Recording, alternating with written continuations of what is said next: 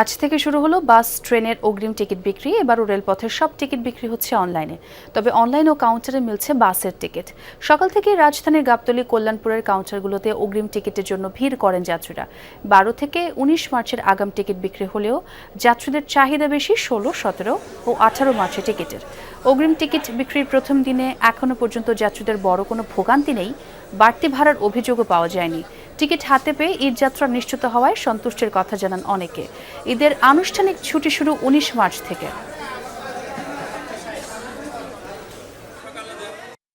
আমি রংপুর যাব 18 তারিখে। 18 তারিখ রাত্রের একটা টিকিট নেওয়ার জন্য লাইনে দাঁড়ায় আছি। এখন দেখা যাক বাকিটা আল্লাহর উপরে। সকাল 8টার আগ থেকেই দাঁড়িয়ে আছি, দীর্ঘ লাইন পেরিয়ে এখন পর্যন্ত কাউন্টার পর্যন্ত যেতে পারিনি।